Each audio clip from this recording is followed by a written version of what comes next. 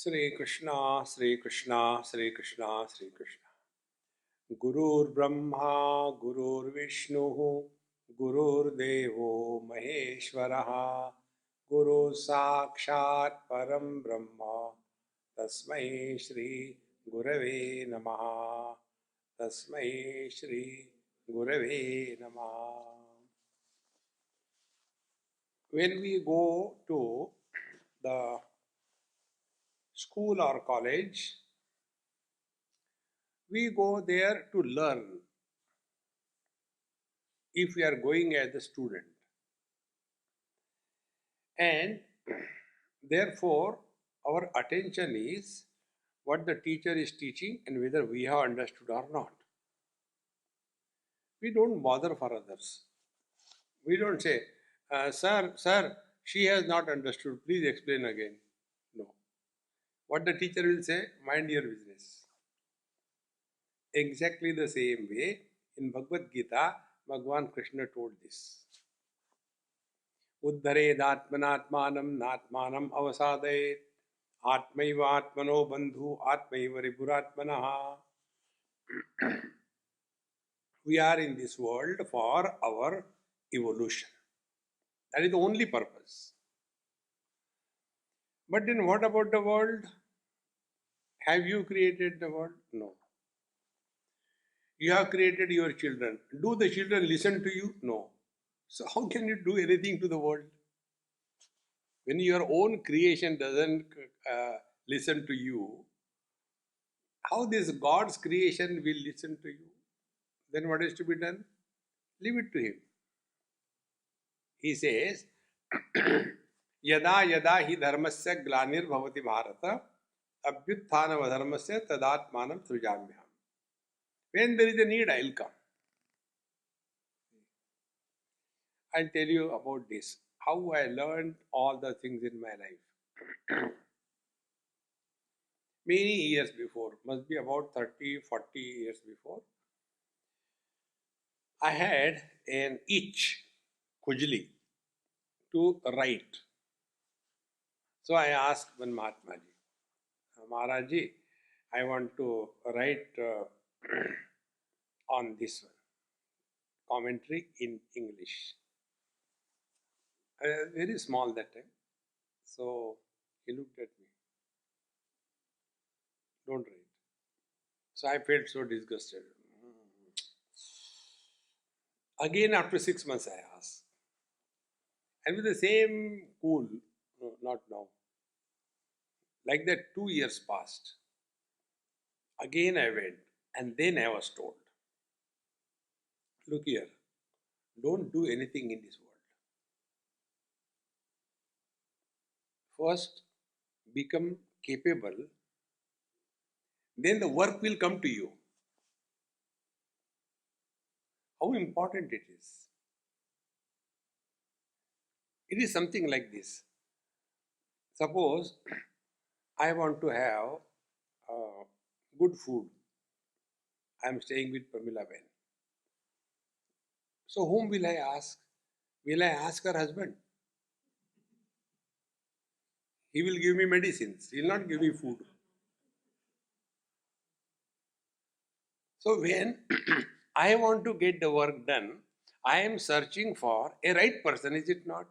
And a capable person. Exactly the same way. If something is to be done in this world, he is also searching for a right and capable person. See, friends. But what happens? We just want to do the things, whether we are capable or not. And then the failures come on our way and we become frustrated. Then we start blaming the world. Therefore, we have to first remember principle. We are in this world for our spiritual evolution. Thereafter, whatever we are doing or not doing, it is aimed at only attaining perfection in oneself. So whether you go and serve the society, Whether you go and do yoga, whether you go and chant the Lord's name, whether you go and talk, do satsanga, the purpose of all this is only become more and more capable yourself. Now, next question comes, what is the capability? See, capability is that because of which we succeed in the outer world, and also we are at peace in the inner world. Two things. You will see many a times people are successful in the outer world, but the inner world, they are bankrupt. See? They have got huge mansions, but nobody to talk to. They have got king size beds, but no sleep. They have got every kind of food, but no hunger. See, friends, spiritual practice and progress means a perfect balance between the outer success and inner peace. And this can come only if we start learning from our day-to-day experiences. It is said, Vidya Vinayena Shobhate. Knowledge is an ornament on our personality if it is associated with humility and not with arrogance. See, friends. And he who wants to be a person submissive, simple, what is the most important? One must be getting rid of this I. See, friends. Now let us take few examples to learn from the scriptures. Arjuna was very successful in his life. Therefore, one of the names of Arjuna was Vijay. He has never been defeated by anybody in any war that he fought. Never defeated. Not only that, he was someone special to Bhishmacharya and someone special to Dronacharya. Just to make Arjuna the best student, Dronacharya chopped off the thumb of his other disciple so that my Arjuna is the best one. See, that kind of extraordinary successful personality. But then there were two things lacking in him. And they were, he was arrogant because of his success. So humility he was lacking. And he has bitterness towards the Kauravas. See, these two things upset the balance of life.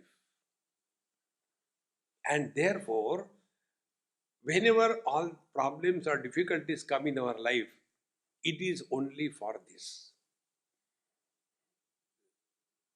There was no reason why Bhagavan Sri Krishna took Arjuna's chariot and placed it in front of Duryodhan, Dushasan or Dronacharya, Bhishmacharya. He had a choice.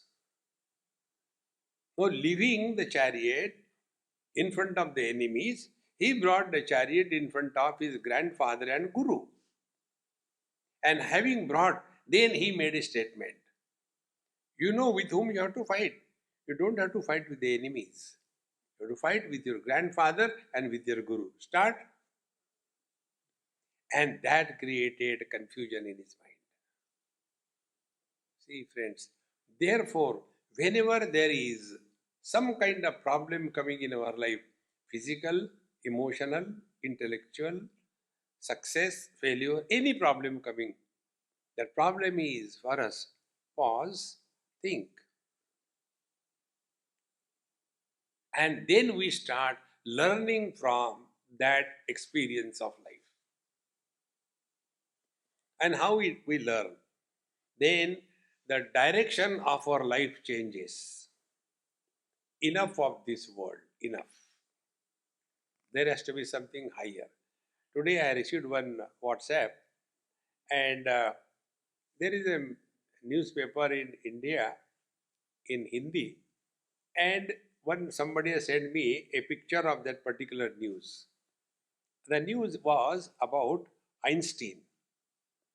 Einstein was almost in the last few days of his life, and the reporter asked him a question. You are the most successful, celebrated scientist of the world. What do you feel about your life? He said, I wish I never had been a scientist. I had discovered everything. And after some time, I will be forgotten. But I have forgotten. Who has discovered that? Then he was asked, suppose you take birth again. He said, yes, if there is a rebirth, and if I had to take birth, I want to be a saint, a sage. External prosperity achievements will give us success. It will not give us fulfillment in life. Fulfillment is what we are all seeking. But our search is wrongly placed. See? So 50% of our life goes on earning and eating and making the body fat. And the remaining 50% of the life goes in spending and reducing the size of the body. Total biography. What have we achieved in life? See, friends. Therefore, we then come across the scriptures and Mahatmas. Now, this is another important thing. Many people who get on the spiritual path, little bit of success, people start appreciating Guru Maharaj and all that, and that is a catch. See,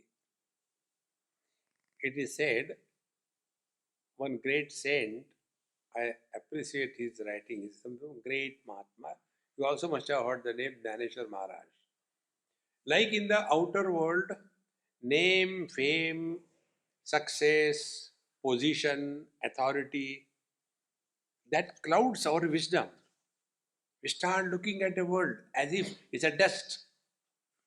In the same manner, in the inner world, when we start the process of purification by whatever means, whether through karma or through yoga or through upasana or through knowledge, when the process of purification starts happening, the dormant potentialities in us, they start surfacing. And as a result, we start blessing the world. And then that becomes our main business. So Santa Gyaneshwar writes, the siddhis are like the smoke coming out before the fire gets kindled. It clouds. And therefore, external prosperity, success, etc., if it is aimed at purification of the mind and surrendering that at the feet of the Lord, if that is the approach, then we are walking spiritual path. Therefore, spiritual life and social work, they are not the same. No saint has ever done any social work. Like for example, Tulsidas Ji Maharaj wrote Ramcharitmanas. And in the Ramcharitmanas, he writes right at the beginning. Why he has composed Ramcharitmanas? For Ramachandra mission. No. Swantas Sukhaya Tulasi Raghunatha Gatha. Then, like we have the cow for milk, Cow dung comes free. See? From this cow dung, I always remember one event of my life. We were going somewhere in India, and on the way, for some reason, our car stopped. So the driver was doing something, and I came out of the car and saw around. There was one cattle farm. So I thought, let me go and take a round, talk to the person, hello, hello, etc. Come back till the car gets repaired. There was one old lady with us in the car. She said, Swamiji, where are you going? I said, just not nowhere. I'm just checking. No, no, no, I'll come with you. So when I was going toward the cattle farm, she said, oh, you are going to the cow farm? I said, yes. Wait a minute, wait a minute. She went back. One 2-liter distilled water bottle, which cost 25 rupees, she emptied it on the floor and came. Swamiji, I was thinking for last so many days, I want to collect Gomutra. Gomutra, you know? And now I got opportunity, so I'll collect it. I said, my God, now this lady will collect Gomutra and a car will have that smell all through the journey. And you cannot tell anything to the old people. Tell them anything, they will never agree. Then I thought, what to do? Then I invoke Bhagwan, tell me, your cows are creating problem. Then he gave me an idea. He said, Amma, these are not cows. Then I said, they are cattle. It's a cattle farm. Why? I said, they are not Indian cows. They are Angrezi. Oh, really? I said, yes. And therefore, they give urine. They don't give Gomutra. Oh, thank you very much, you told me.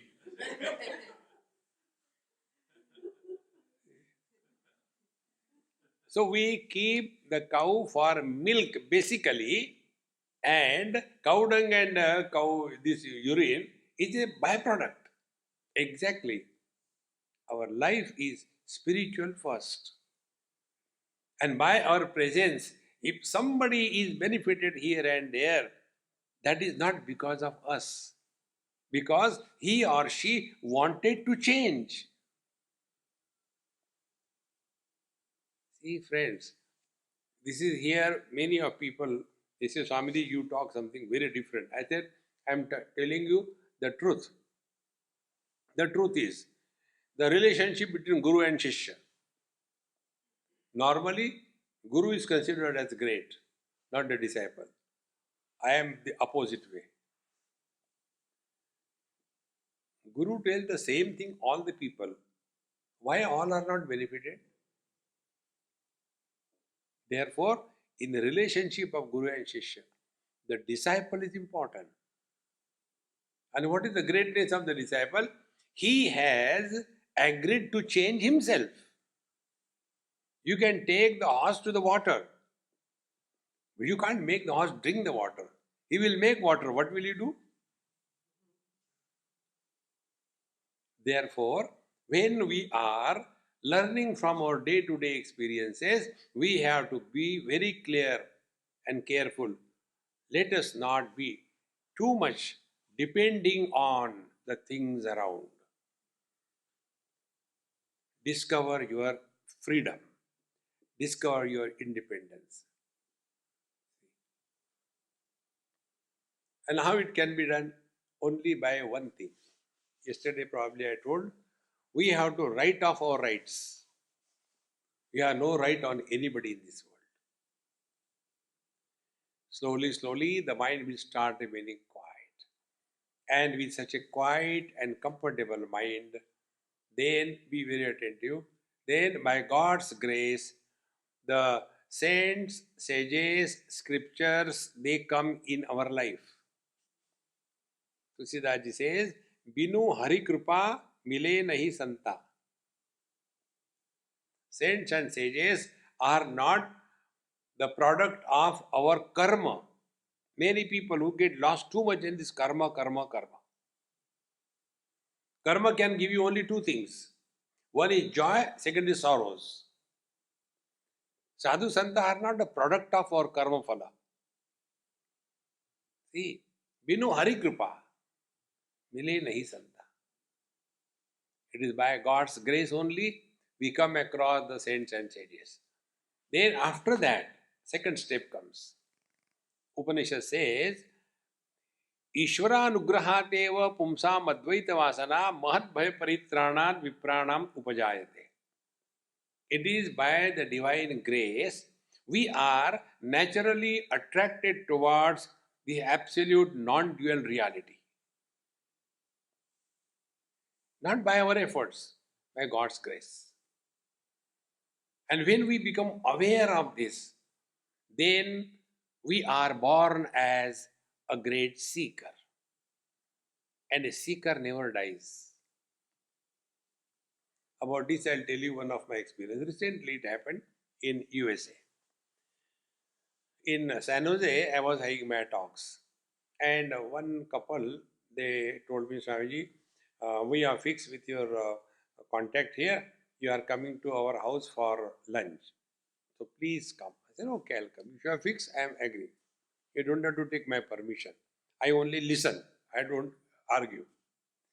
So I was going to his house. He said, Swamiji, I'll come and pick you up and take. I said, no, my host also said, no, I want the time with you. In the car only I can talk. Because otherwise I know you don't answer any questions. So in the car, running car, where will you run? I said, you are my guru. Then we were going. And he told his story. And in that he told. He said, Swamiji, do you know how I came across you? I said, I don't know. And it's okay, God's grace. Not by anybody's efforts. He said, what you say, that I want to tell you. Then he told his story. My mother is a doctor by profession and father is engineer. Mother is absolutely atheist. We don't have even a picture of God in our house.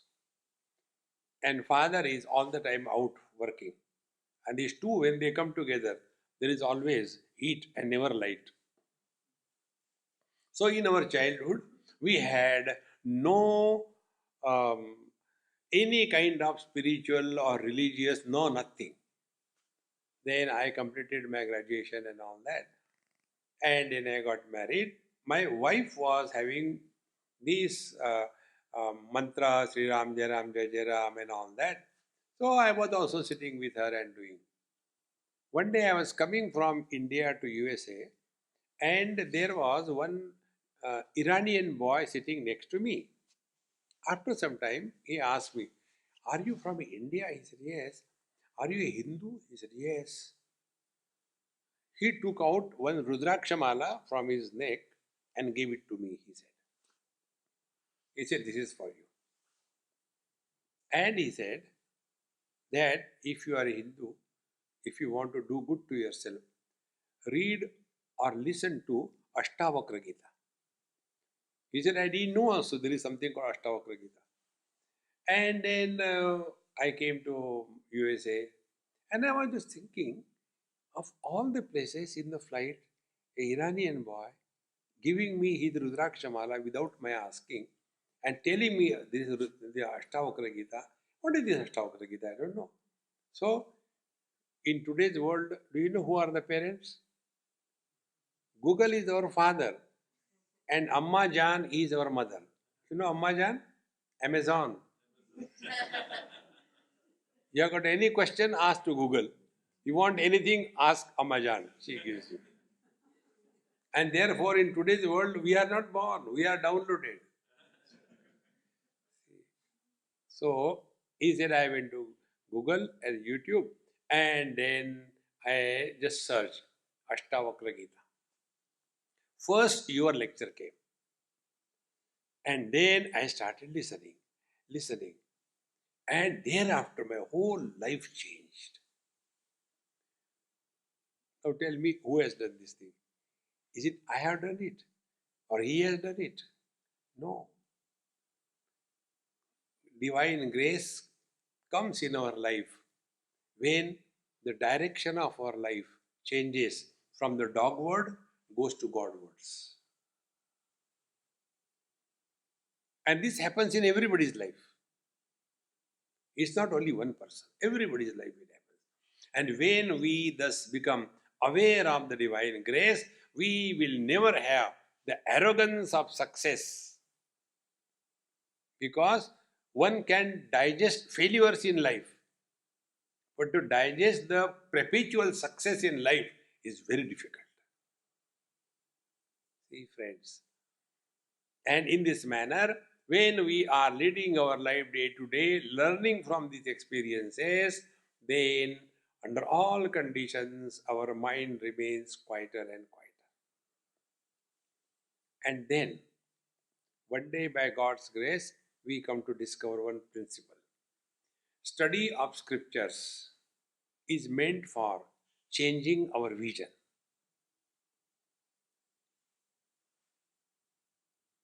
It is not for teaching to others, like I am doing. It is not for telling others, I know this, I know that. Then it is for changing our vision.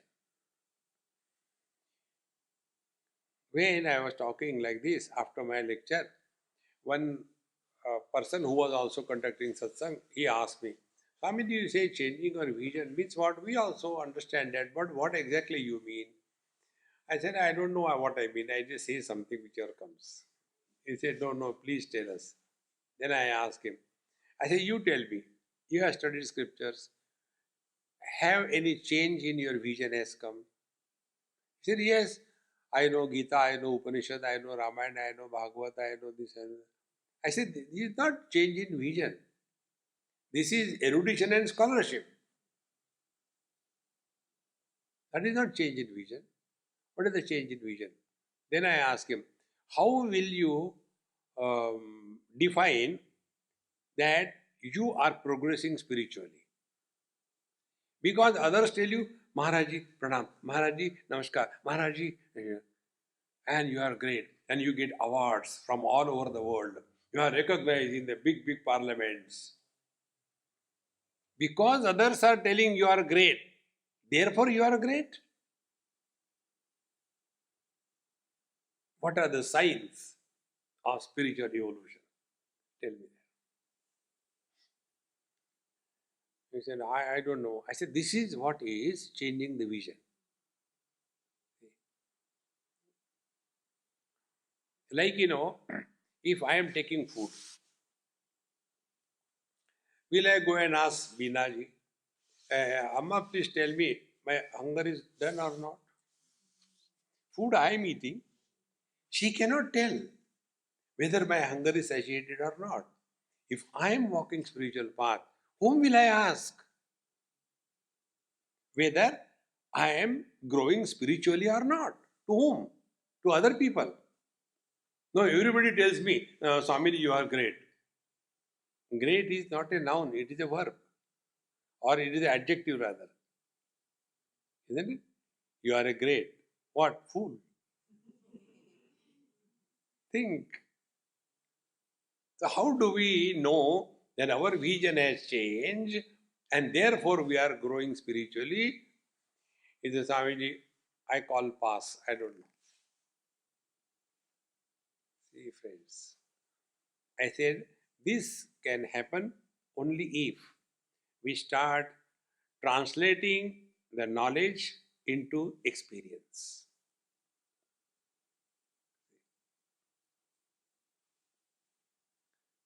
And in Vedanta, there is a prakriya called as avastha traya vivek. When we talk about our life, normally we talk about only the waking experiences. And then we write autobiography of a useless fellow. See, our life is not only waking experiences, our life is also dream and deep sleep. That we don't mention. I was born. Who was born? See, friends. Therefore, when you just start contemplating what we have studied, how do we know whether we are growing spiritually or not? So I give you 20 seconds and try to find out answer to this. How will you know whether you are growing spiritually or not.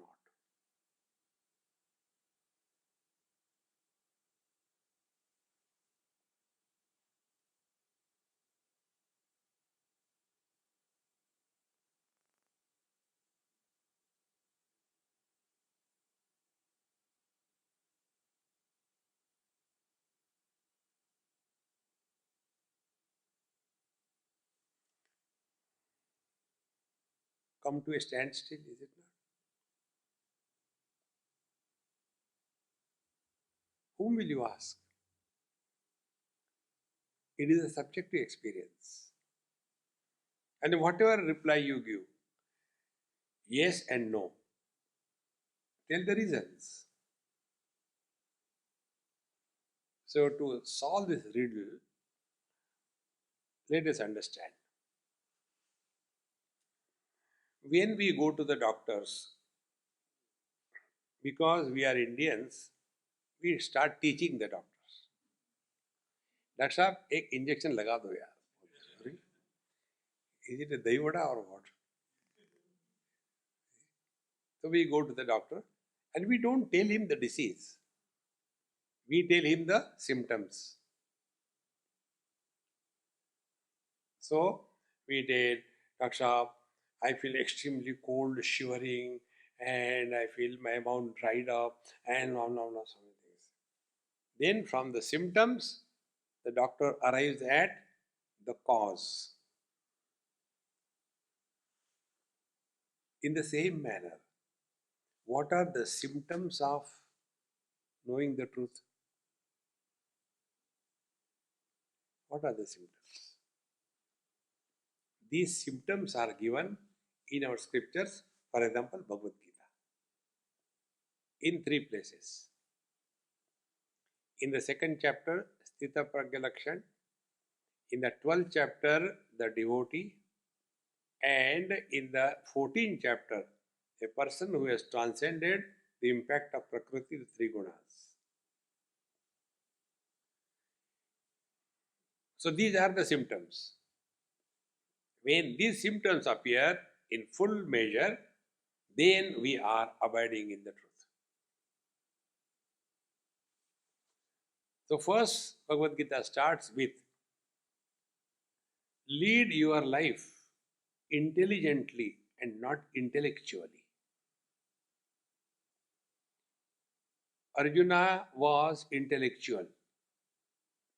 An intellectual person always argues and gets lost in why? Because the sky is too high.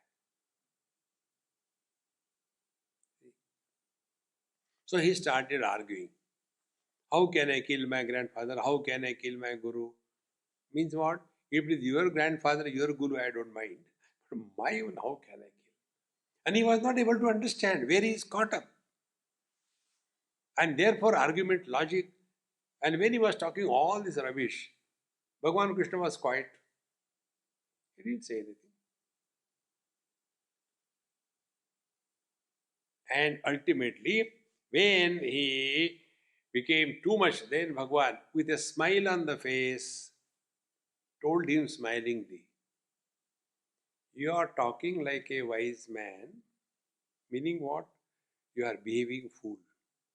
Wise people do not talk, they live that knowledge. See, friends. Therefore, the experiences of our life will tell us whether we are growing spiritually or not. Now, in the first part only, Sthita Pragya Lakshan, Bhagavan Krishna tells us, life must be lived intelligently and not intellectually. And what is the intelligently living life? Now be attentive. We have to learn from our experiences.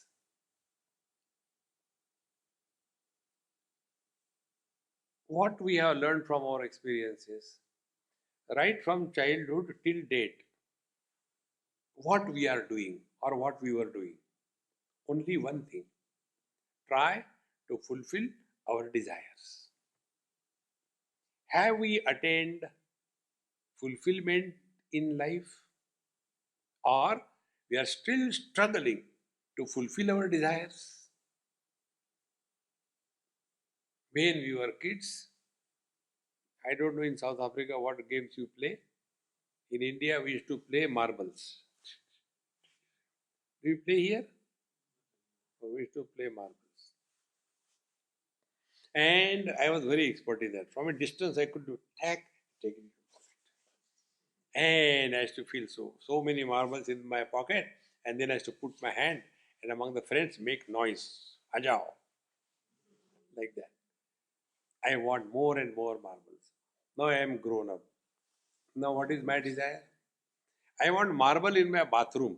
At tere ki to. There also marble, now also marble. This marble, all our strength is lost only in fulfilling the desires. And we have never discovered this. That desires can never lead to the fulfillment in life. See, friends, there was an old man on the deathbed, and the doctors told his sons, now you take your father at home. It is our last time, maybe a few days, nothing can be done. So the old man was brought and they said, Dad, now doctor told that nothing can be done. So you fulfill whatever desires are pending in him. He said, Dad, is there any desire you want to fulfill? And that old man, last 1 year, you people and doctor didn't allow me to eat whatever I want to eat. But now at least you are allowing before I die. Okay, get for me chicken. He said chicken and died. Next life, cock, cock, cock, cock, cock, cock. Bhagavad Gita tells, Yam yam vapi smaran bhavam tejatyante kalevaram. Tam tame vedi kaunteya. That bhava bhavita. So next life, because last thought was chicken, he'll be born as a chicken. See, friends, whole life is only desire fulfillment. Therefore, what is spiritual evolution?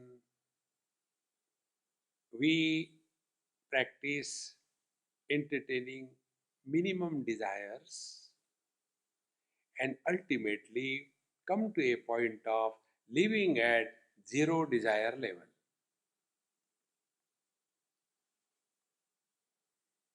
What is living at zero desire level?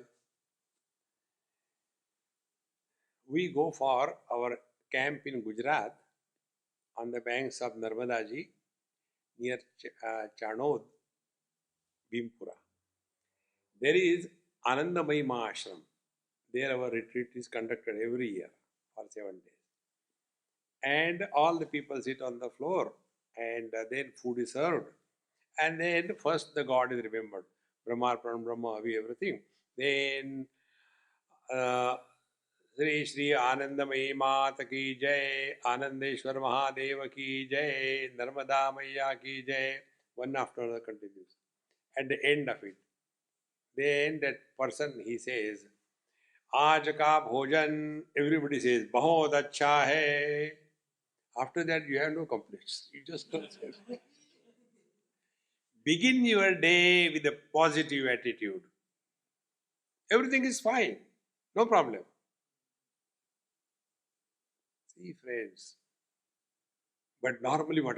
Oh God, what will happen? No, no, no, no. And this can be achieved only by one simple technique. And the technique is, whatever happens in our life, it is for our good. Nothing happens in our life to destroy us. See, friends, one day I was somewhere and washing my clothes. Took the whole lot, put in the washing machine. Put the detergent and hot water, and I was washing from above. So my host, Swamiji, what are you washing? I said, no, I am talking to those clothes. What are you talking? I said, my habit, I can't keep quiet. I had to talk. So there are nobody here, so I am talking to clothes. What are you talking to them? I said, I am telling them, now suffer, suffer. You became dirty, now suffer. Swamiji, we don't understand you what you talk.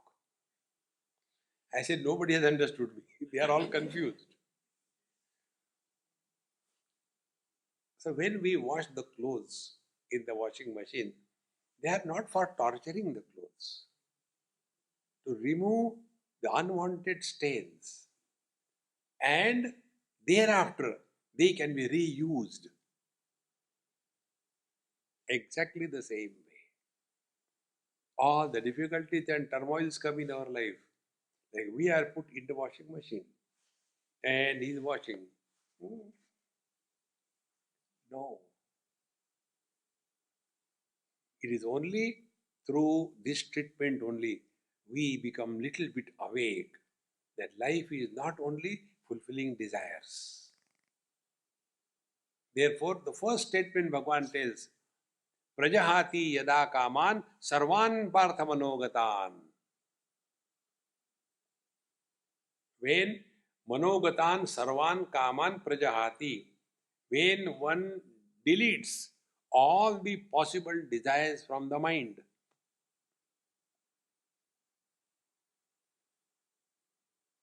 God has no desires.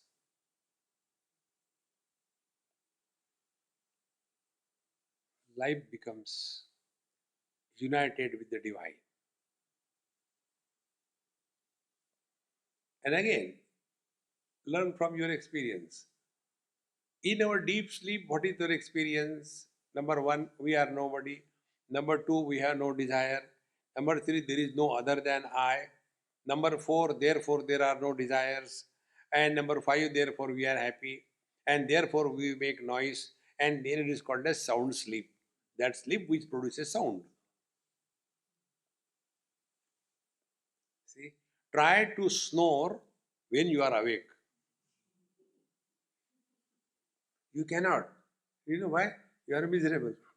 A happy person alone can snore. See, that husband who doesn't dare open his eyes in front of the wife, he sleeps next to her and snores loudly. Where from the courage comes? He has transcended the limitations of somebody and he is nobody. If this is understood, now tell me, what is spiritual practice or spiritual life? Not becoming extraordinary. Remain ordinary. But normally what happens? Spiritual practice means we become extraordinary. Like in some place I was, and a Marwadi family, very traditional and all that.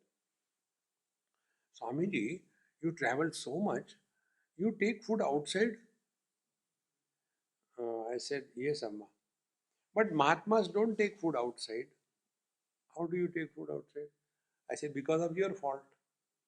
He said, what mistake I have done? You call me Mahatma and then ask me to behave according to your rules and regulations. I am not a Mahatma. I am CH Atma, Chota Atma. And then, my rule is I take food only outside. He said, why so? Because I said, I have no house. What you call food in your house is outside for me, it is not mine. Where we get lost in this nonsense. We don't have to become extraordinary. We don't have to become someone special. Like the water. Not like the ice cubes. Both are water. But ice cubes are awkward in any container except their own house. Exactly the same shape. The moment you put them out from the tray, everybody has got its own personality. But when the same ice cubes melt and become water, then that water is comfortable in every part, whether it is a flat container, whether it is a test tube, or it is a capillary tube. Everywhere the water is comfortable, and everywhere the ice cubes are not comfortable. Therefore, what will be the spiritual growth? You are at home, everywhere, with everyone, every time.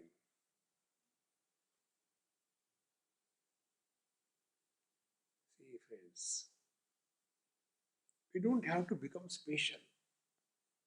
And this I am not just telling you a kind of a popular talk, but this has the sanction of the scriptures. Now let us go to this depth. You are all very well read in scriptures. Therefore, we know that there are 5 elements. And each element has its own tanmatra, its own essential quality. So the space has sound, air has touch, the fire has the form and color, then the water has taste, and earth has the smell. Shabda, Sparsha, Rupa, Rasa, Gandha. 5 of them. Now be attentive. When we hear the sound, are we hearing the sound or we are hearing the specific sound? It is not said that Sri Ram, Jai Ram, Jai Jai Ram, this is the holy sound, and you fool, this is the unholy sound. No. Shabda is only sound. Whether it is chanting of the mantra or braying of a donkey, sound is sound. But instead of that sound, we go sa re ga ma. So, in that original sound, see the word is tan matra. Matra means only. Don't add any speciality to the sound. How can you attain that? Therefore, one of the technique which I was telling, when you are sitting quiet, listen to silence. When you listen to silence, what exactly happens? Ears cannot hear silence. Ears can hear only the sounds. But when you are wanting to listen to silence, what will happen? You will have to transcend the ears. And how can we transcend the ears? No sound will disturb you.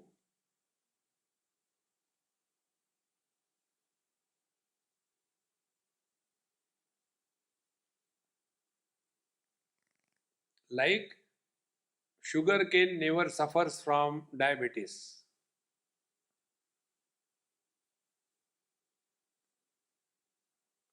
No sound will disturb you. That is called as prashanti. But normally you will see wherever you go, keep quiet, silence please, don't disturb. We don't need external disturbances, we are self-sufficient. That is not.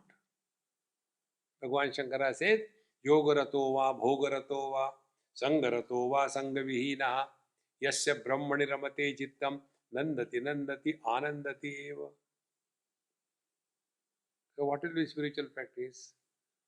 Neither the sound is disturbing us, nor the silence is enhancing our joy.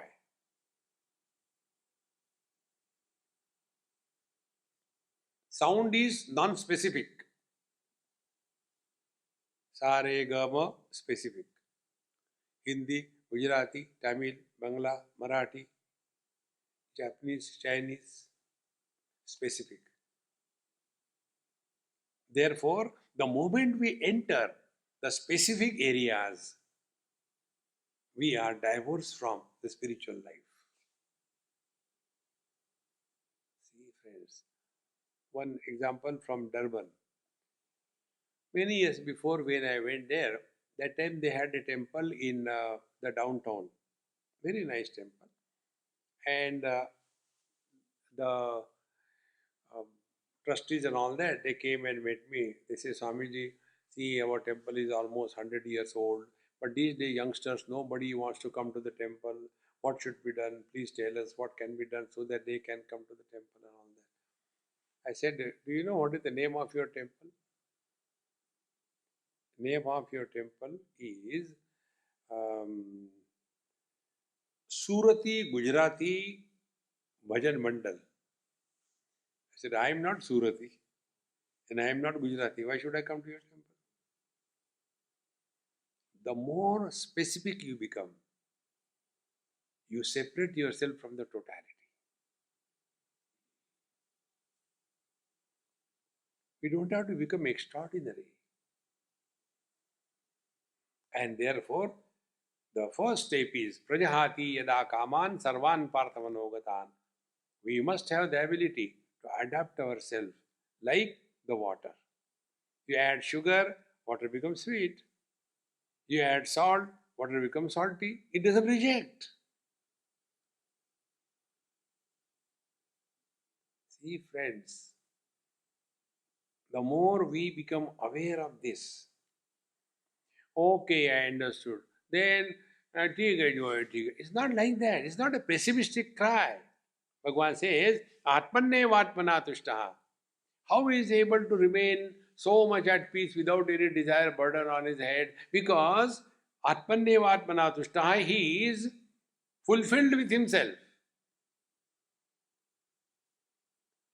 Only in the infinite, nothing can be added and nothing can be taken out. In the finite, something can be added, something can be taken out. So the one who is living with this knowledge, with this understanding, his life is, there is nothing that is achieved and there is nothing that is lost.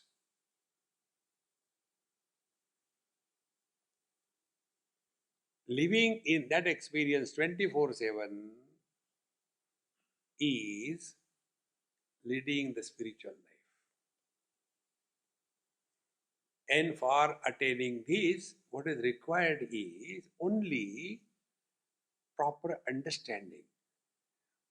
This is the beauty of our Vedanta Shastra, that our wrong notions are removed without creating new notions. You take all other paths. Karma Marga, earlier I was stealing. Now I don't steal. I tell somebody to get it for me. Earlier I was eating non-vegetarian every day. Now alternate days. I am improved. Earlier I used to wake up very late. Now I wake up not that late. So that I still maintained. See, you cannot get freedom for I. Because I is just a concept. We are only changing the concept. Earlier I was a bhogi, now I am a yogi. No. Wrong concepts, wrong notions are erased without creating new notions. See, friends. And how it can happen? When we do not get lost in any specialities, no special status. Like the water, comfortable at home in every place. See, friends. In this manner, when we slowly understand, spiritual practice is not saregama pada, but the sound. Then, not the sound and the silence, but beyond sound and silence. Because sound and silence, they are opposed to each other. When there is a sound, there is no silence. Then there is silence, there is no sound. The truth is, unopposed.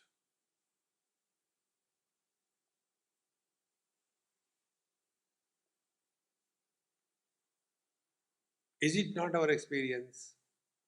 Waking comes and goes.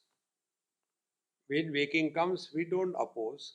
When waking goes, we don't feel bad. The dream comes, we don't oppose. Dream goes, we don't feel bad. Deep sleep comes, we don't oppose. Deep sleep goes, we don't feel bad. In reality, we are unopposed.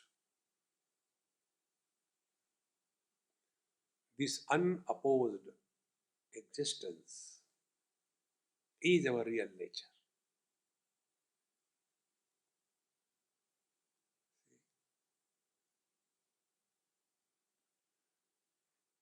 Therefore, when we thus start learning from our day-to-day experiences of life, then you will see you start discovering many secrets of your own being.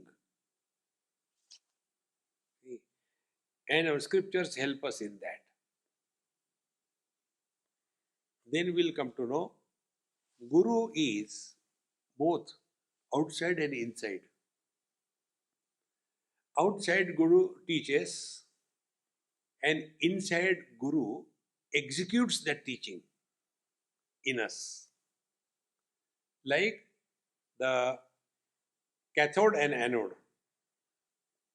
Cathode is outside, anode is inside. When they come together, then the bulb gives light. So who is teaching us outside? Everything in this world, every being in this world, every experience of this world is our Guru. Provided we are ready to learn. If we are not ready to learn, even Sakshar Bhagwan Krishna will come. We will not learn.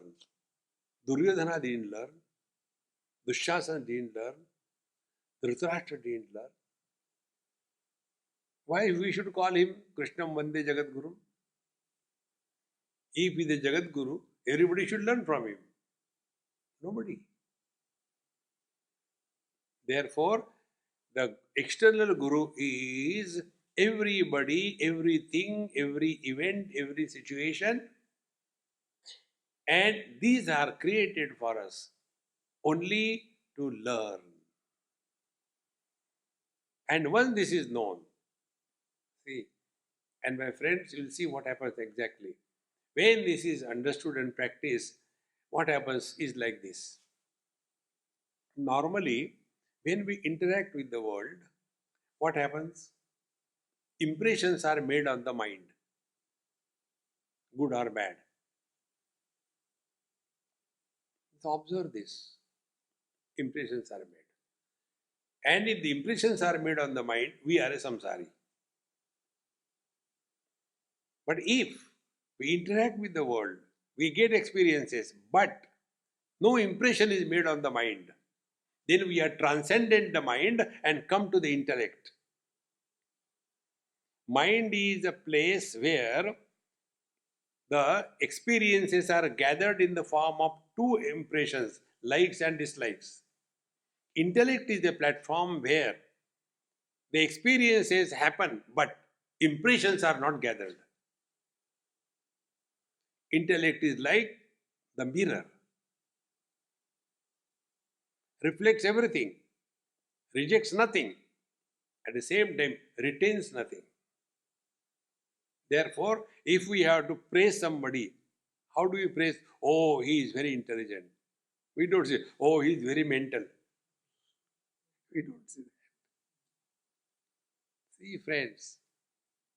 So once we are clear about it, then you will come to know how this is possible or not. Now, this example I have given a number of times. When we touch the fire in our childhood, for whatever reason, either we hold a candle or we hold a lamp or something, and we got our hand burned. That time we have learned fire burns. And therefore, we have no liking or disliking for the fire.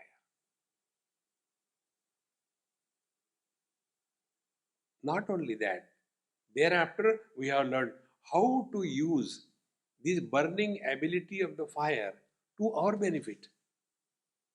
That is intelligence.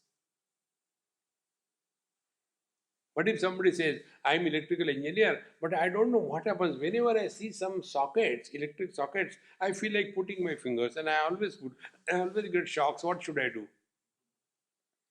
Will he get sympathy or ridicule? Exactly the same way. I know, but I can't stop. Because we are not learning from our own experiences. And when we start this process of learning, you will see that no object can exist for me without the sense organs. For a blind person, there are no colors and forms. This we have read, heard 100 times, but how I have experienced this, I'll tell you. Once I went to some village in Madhya Pradesh, and I was talking to my friend when I entered. He's got a thatch house, small one little bit. And then his mother asked, Beta, our Swamiji has come, or you have started a program where he's talking on the radio or the TV. He said, no, Swamiji has come. Really? In our house? Get him to me, get him to me. So I went, and she was sitting on the cot, old lady, nice bright eyes. I went and sat at her feet and put my hands on her knees. I said, Amma, I'm so happy to see you. Then she started putting her hand like this. Oh, you have got glasses? Yeah, yes. Oh, you have got beard also. What is this? Is it black or white or what? That day I discovered she cannot see me. Now apply this principle. If the objects, colors and forms are existing, where are they existing? They are existing in the vision. For a deaf person, there are no sounds. So where is the whole world of Shabda, Sparsha, Rupa, Rasa, Gandha? The whole world is existing only in the sense organs. Next, where are the sense organs? They are in the mind. Mind alone comes out of the eyes, becomes the vision. Mind comes out of the ears, becomes the Shravanendriya, hearing ability. I am talking to you. If your mind goes here and there, you are hearing but you are not listening. Because mind has gone somewhere. So all the sense organs are in the mind. And what is the mind? Naiva manasam. Mind is nowhere. Show the mind. Mind is not an individuality, it is a manifestation. Like the light is a manifestation of electricity in the bulb, in the same manner, mind is a manifestation of life in the body. When the life departs, mind is nowhere. But the truth continues to be. So mind merges in the life merges in the individual energy merges in the total energy is in the absolute. This is the path that a seeker has to tread. This is the GPS. So we start from the objects of the world, come to the sense organs, come to the mind, come to the intellect, come to life, come to individual energy, and come to the total energy and merge in the absolute. This journey is not in space and time.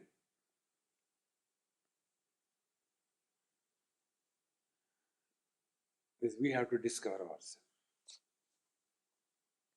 And the process of discovery is only by understanding our experiences. See?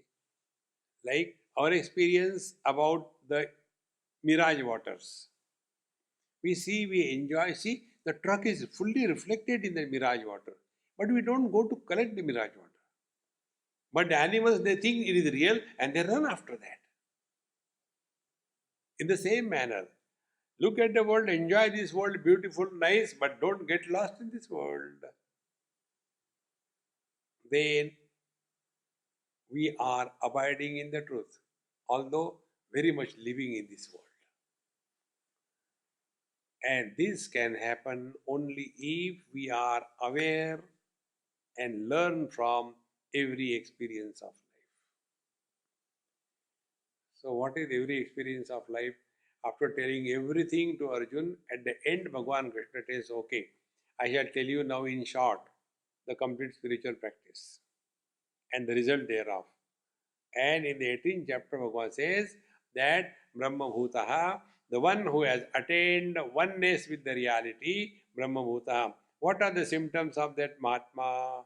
Prasannatma is ever cheerful and happy. What is the meaning of cheerful and happy? No. Cheerful and happy means na shauchati, doesn't bring the dirty past in the present. Na kankshati, doesn't start solving the non-existing problem. See? And then samaha sarveshu bhuteshu, meaning what? Non-specific existence.